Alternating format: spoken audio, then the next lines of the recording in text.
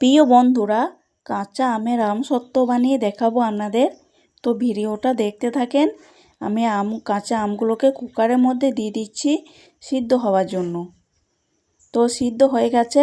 এখন চুচাটাকে ছাড়িয়ে নিয়ে পালটাকে বার করে নেব। চামচের সাহায্যে বার করে নিলাম, একটু গরম ছিল সেই জন্য। তো এখন ছাঁকনির সাহায্যে ছেঁকেও নিলাম এটাকে। এখন দিয়ে দিলাম চিনি, লঙ্কা গুঁড়ো, বিট লবণ, অল্প করে ফুড কালার দিয়ে একটু গরম করে নিচ্ছি ইন্ডাকশানে। তো যাতে এটা গাঢ় হয় সেই জন্য গরম করে নিলাম। দুটো স্টিলের থালার মধ্যে তেল মাখিয়ে দিলাম। আমি থালার মধ্যে আমসত্ত্বটাকে বসাইতে দেব, সেই জন্য থালার মধ্যে দিয়ে দিচ্ছি। আর এটা একদিনের জন্য আমি রোদ্দুরে দিয়েছিলাম। কত সুন্দর বসে গেছে দেখতেই পাচ্ছেন। তো এবার আমি কাটিং করে নিচ্ছি।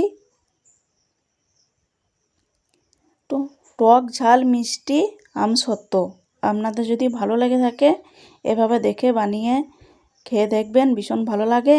আর আমসত্ত্বটা 1 বছর রেখে খাওয়া যায়। তো ভিডিওটা দেখার জন্য অনেক অনেক ধন্যবাদ।